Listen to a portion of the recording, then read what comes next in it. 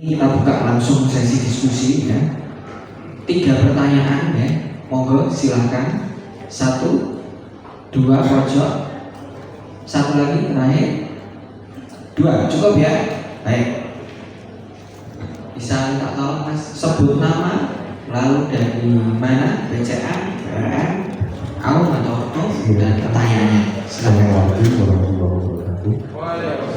Perkenalkan nama izin, saya Muhammad Bino Birajo dari PTN Sereman.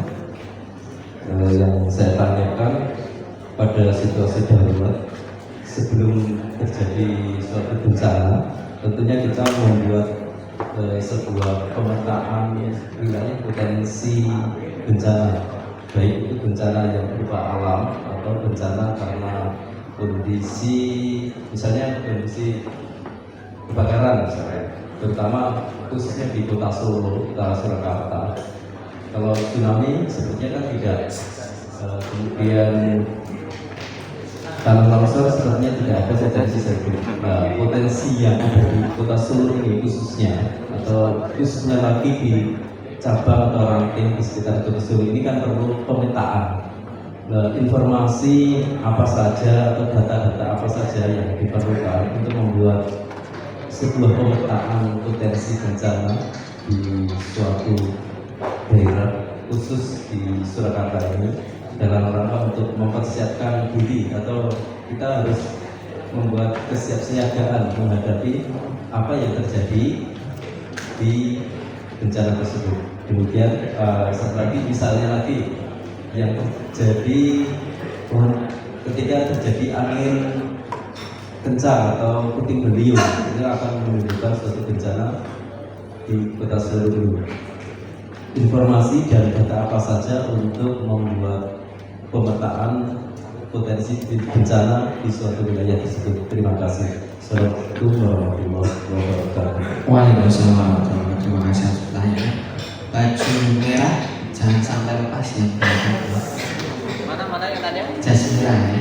Jas merah. Ya men. Ya men.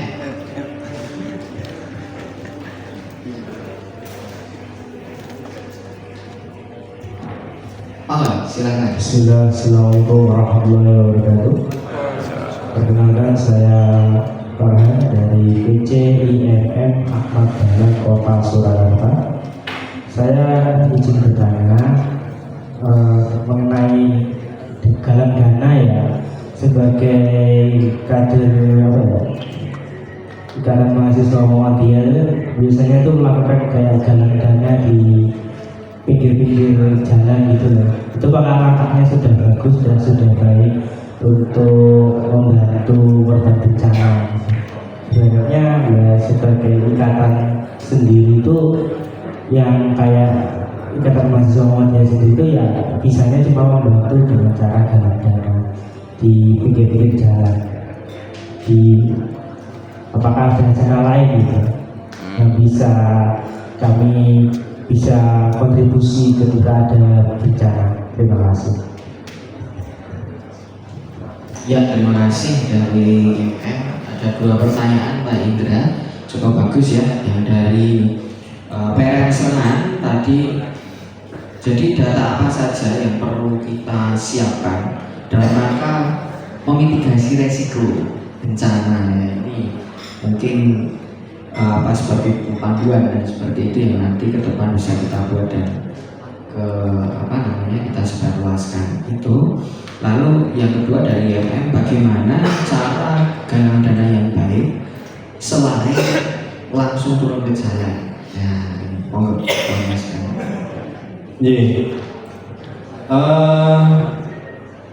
Di ruangan ini ada dari BPBD Surakarta.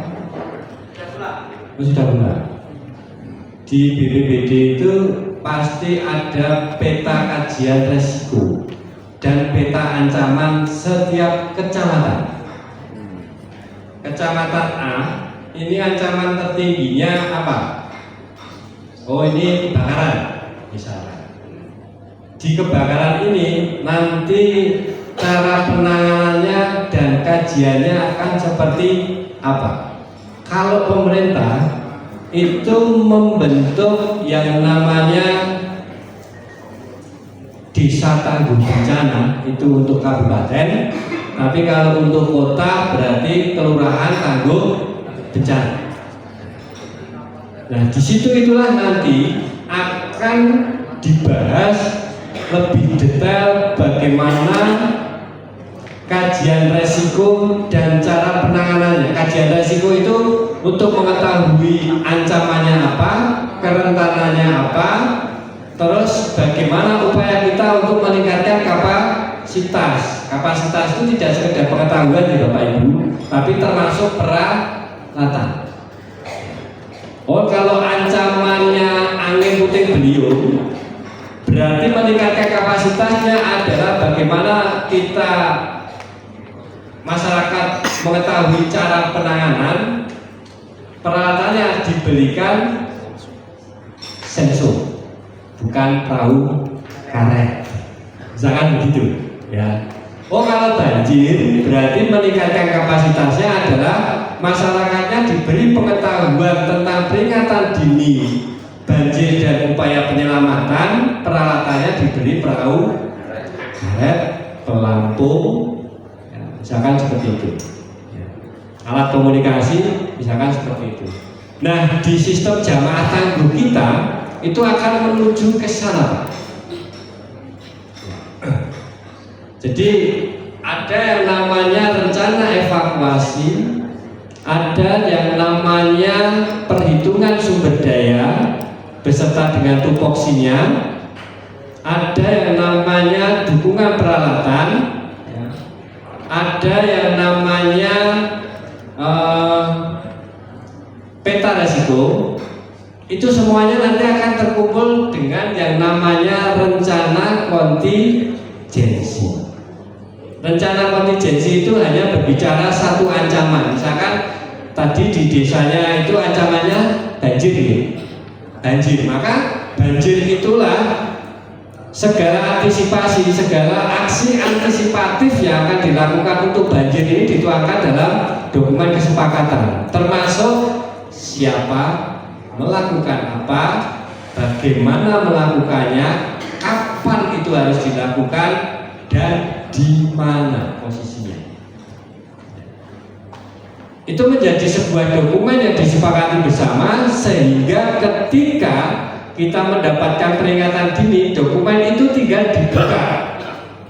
Kan tadi ada fase siaga darurat, kita kumpulkan orang, tadi ada kegiatan koordinasi konsolidasi itu untuk membuka rencon itu tadi, rencana kontingensi, untuk menyusun tindakan bila mana terjadi.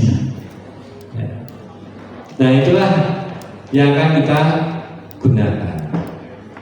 Nah, terus pemerintah petanya kok nggak diberikan kepada masyarakat? Nah, ini monggo, ini tugas BMC untuk mengadvokasi kepada BPBD, karena itu sudah menjadi kewajiban dari BPBD untuk membuat kajian risiko, peta ancaman, peta evakuasi dan seterusnya sampai rentan banjir sampai di tingkat kecamatan. Yang kedua, penggalangan dana tidak harus di jalan saja. Layisme itu kalau bikin flyer bagus-bagus, ya kan? Nah, flyer ini kadang yang menyebarluaskan tidak banyak. Kalau di media sosial itu namanya apa itu? Bukan, yang tukang buzzer. Buzzer penggalangan dana kita itu kurang sekeras buzzernya politik. Kalau seperti buzzernya politik itu polanya kita gunakan untuk penggalangan dana, ya masih gitu ya. Ya itu bedanya. Kalau buzzernya penggalangan dana yang Muhammadiyah berarti keuntungannya adalah nanti di hari kemudian hari. Kalau politik ya mungkin hari ini dapat keuntungan. Nah, metode ini yang belum pernah kita kembangkan secara masif, Bapak Ibu. Ya, yang mungkin ini perlu nanti bicara dengan Layismo. Bagaimana pola penggalangan dana yang lebih baik. Ya. metodenya nanti akan seperti apa? Menggunakan teknologi atau menggunakan mengumpulkan orang banyak begitu ya? Atau door to door? Kan belum pernah. Daripada di jalan mending door to door. Misalkan seperti itu. Dapatnya lebih banyak, tidak terlalu capek ya. Tapi memang nggak begitu nampak. Bisa menjadi nampak kalau itu diskemakan menjadi sebuah gerakan yang masif dan bersama begitu ya, sehingga di media sosial nampak ya, dan itu akan menarik perhatian para pihak yang berkesempatan untuk donasi. Bapak Ibu percayalah, masih banyak yang percaya dengan Muhammadiyah.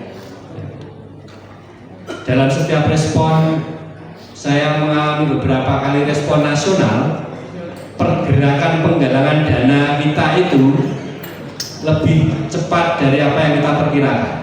Kami memperkirakan dapat dana itu setelah 7 hari, tapi tidak. Ternyata baru bergerak kita di lapangan 3 hari, kita pun sudah dikejar sama Laismu. Kamu sudah punya planning apa saja yang harus kamu habiskan, harus berapa nilainya. Artinya Laismu sudah siap dengan dana tersebut. Artinya Laismu sudah siap dengan donasi tersebut. Nah, ini pentingnya teman-teman IMM untuk bisa nanti mengkonsolidasikan hal tersebut dengan Laismu.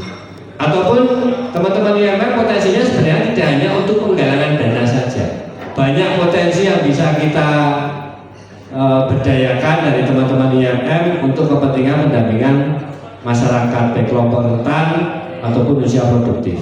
Saya kira itu. Siap. Berikan aplaus yang meriah untuk Pak Indra. Terima kasih saya Indra.